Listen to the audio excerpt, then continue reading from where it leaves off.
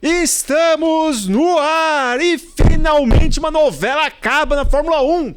É isso aí, a Cadillac acaba de anunciar a sua dupla de pilotos para a temporada de estreia em 2026, para a sua temporada de estreia em 2026. E eles são super desconhecidos do grande público. Não, eu tô brincando. Sérgio Pérez volta à Fórmula 1 e também Valtteri Bottas retorna como piloto titular. Ele que atualmente ocupa o cargo de reserva na Mercedes. Eu estou aqui ao lado de Isa Fernandes e Guilherme Longo. Eu vou começar com... Gui, vou começar contigo, não vou ser cavaleiro dessa vez. Finalmente, né? Chega. Ah, pelo amor de Deus, isso aí já era, como você mesmo disse, era uma novela, tava chato já de ver Mexicana? isso. Mexicana? Também. 55 pilotos relacionados a essa vaga, ó, fechamos em Pérez e Bottas, mas a gente ouviu Felipe Drogovic, Colton Herta, Alex Dune, Mick Schumacher, vai, me ajuda aí. Tem mais nessa lista. Eu, você, o Eric. Olha, todo mundo tava cotado nessa desgraça. Aqui, a Isa, depois daquela etapa da Mitsubishi Cup, também se colocou à disposição. Recebi um convite. E tava na hora já, porque a Cadillac tinha um plano que assim que a Fórmula 1 voltasse às atividades, ela começaria a fazer teste de pista. Não com o carro, porque ela não pode fazer isso, mas ela pegaria uma Ferrari de 2023 e para isso precisa ter piloto. Sim. O objetivo desse teste era treinar, né, os engenheiros, os softwares, os mecânicos, mas precisa de piloto, tem que ter alguém para guiar o carro. Então, tava na hora já, né? E aí, Isa, tem aquela questão que a gente estava na dúvida também. Eles optariam por um experiente e um novato. No final das contas, daqui a, 6 meses, a gente precisa ter de carro na pista na pré-temporada de 2026. Eles optam por 2 pilotos experientes, o que teoricamente faz sentido, não é mesmo? Eles acabam escolhendo 2 pilotos que têm uma bagagem muito grande, né? Então, nesse primeiro momento, para um desenvolvimento de carro, para poder trilhar os caminhos da equipe. Feedback é importante. Exatamente. E 2 pilotos que vieram de 2 equipes de ponta, né? O Pérez estava na Red Bull e o Bottas segue ali no ambiente da Mercedes. Então, eles têm uma bagagem, eles têm ali o que levar dessas 2 equipes que pode colaborar muito com a Cadillac. Então, isso também é um fator que pesa na hora de decidir entre você pegar um rookie, né? Ou um outro piloto que estava numa outra equipe ou estava parado, e você ter 2 players que estavam em 2 grandes equipes faz muita diferença. E isso ajuda muito para fazer com que a equipe cresça ali de forma mais rápida também. Já posso cornetar? Pode. A Isa falou bem certo, né? São 2 pilotos com muita bagagem. 2 bagagens serem 2 pilotos número 2. Isso. Quem que vai ser o piloto número 1 dessa equipe? Ninguém, porque ninguém merece ali. Assim, com certeza, todo mundo sabia que Pérez ou Bottas seriam um dos contratados e que eles tomariam a dianteira por ser o piloto experiente, considerando que o outro seria um mais novato. Mas agora com 2 pilotos que são número 2, foram número 2, tipo, a última vez que o Bottas foi número 1 quando ele foi companheiro do Massa na Williams. O Pérez, quando ele tava na Force India, na Racing Point, mas na verdade era um número 1, entre aspas, porque ele corria com o Stroll. Eu até não contesto, mas você citou o Bottas como número 1 da Williams. Na verdade, até pela história do Massa, daria para ser ali. É que o Bottas tirava mais resultados. Sim, Nada sim. contra o Massa, teve uma sim. fase muito boa na Williams na virada do regulamento. Mas depois o Bottas superou o brasileiro. O Bottas se colocou à frente. Não à toa, na contratação na aposentadoria do Rosberg, o Bottas foi o contratado. Mas são 2 pilotos número 2.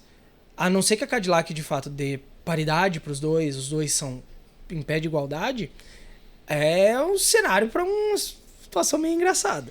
O que não é também nenhum absurdo e não é difícil de acontecer, até porque é uma equipe que não vai brigar por título tão cedo. Sim. Então, você ter 2 pilotos em pé de igualdade é completamente compreensível, justificável e fácil de fazer numa situação dessa. Uma coisa é você definir número 1, número 2 numa equipe que tem os carros dominantes, Exato. como a McLaren, por exemplo, a gente fala isso até hoje, né? As regras papaya, aquela baboseira na McLaren.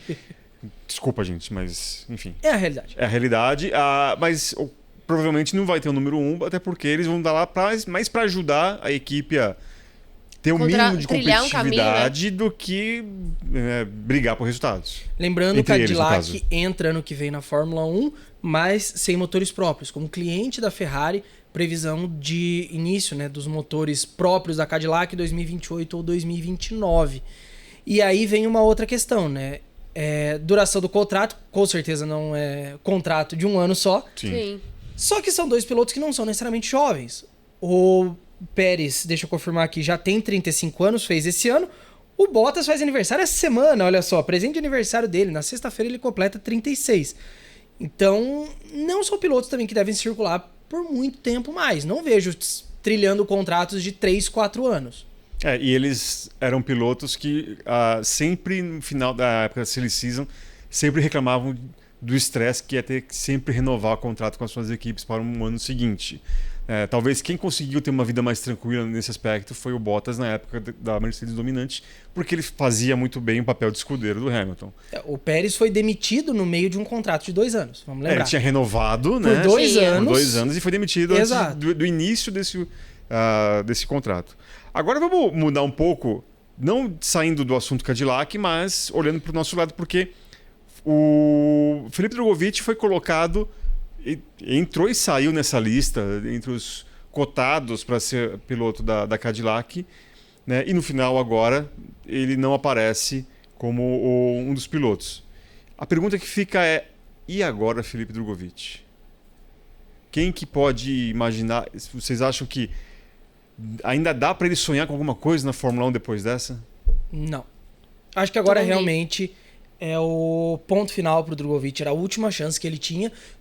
E foi uma chance que foi construída com o passar dos anos. O Drogovic foi desenvolvendo uma boa relação com a Cadillac, disputando 24 horas de Daytona, as 2 últimas 24 horas de Le Mans. Então ele tinha um conhecimento da cúpula da marca americana. Era a última. A gente já está falando de um cara que foi campeão da Fórmula 2 em 2022. Então, 23, 24, 25, mais um 4º ano. Não vejo isso acontecendo.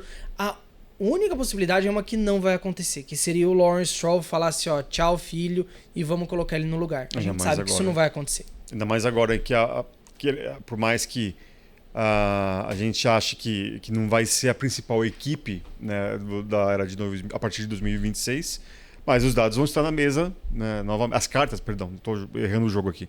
As cartas estarão na mesa novamente para 2026, talvez com uma nova hierarquia de equipes, e a Aston Martin, agora tem a Adrian Newey, tem uma série de... Motor Honda e tal.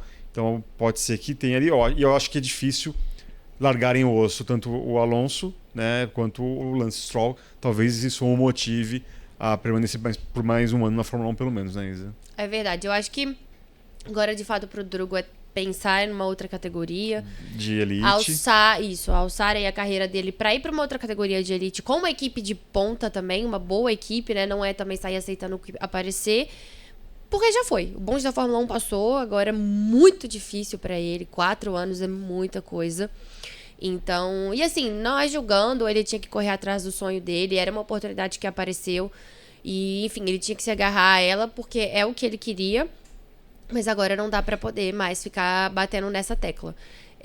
Ficar mais um ano como reserva na Aston Martin não vai ajudar, não vai mudar o cenário dele. E foi algo que eu sempre defendi, que eu acho que desde o começo ele tinha que ter aceitado alguma coisa aqui e ali para correr em categorias que ele fosse visto, para que ele realmente fosse considerado como uma peça com um pouco mais de força. Não ser colocado de maneira... O título de 2022 da Fórmula 2 não ter sido o acaso. Exato. Como ele não aparece mais... Exatamente. Então as pessoas podem encarar dessa forma. E eu acho que agora é isso. É botar a cabeça no lugar e trilhar o que vai vir pela frente. Porque a gente sabe que tem outras categorias, outras equipes que estão de olho nele, até pelo que ele já fez em testes, pelas vezes que já passou por lá. Então é agarrar essa oportunidade para continuar no automobilismo internacional lá fora. E a vida feliz fora da Fórmula 1. Exato. Tem alguns caminhos que ele pode pensar, né? Tem informações, a gente divulgou isso semana passada com base em uma reportagem do The Race, que a Andretti teria interesse no Drogovic na Fórmula E. Andretti, que já tem um nome confirmado para a próxima temporada, que é o Jake Dennis, que já foi campeão, então seria uma boa porta de entrada ali para ele. O EC, querendo ou não, a Aston Martin está ali. Me surpreendeu muito esse ano a Aston Martin divulgar a lista de pilotos do EC e não ter o Drogovic ali no meio. E querendo ou não, a gente está vendo a Indy termina a temporada 2025 nesse próximo fim de semana, e parece que de última hora surgiram algumas movimentações que podem se abrir aí algumas portas para o Drogovic, que já teve convite para correr na Indy em anos anteriores. Então acho que são 3 portas aí que ele pode / deve mirar. chance ele tem. Qualidade a gente sabe que o Drogovic tem também. Ele Sim. não foi campeão À toa. à toa na Fórmula 2. Foi o campeão com a maior margem de diferença do primeiro para o segundo colocado.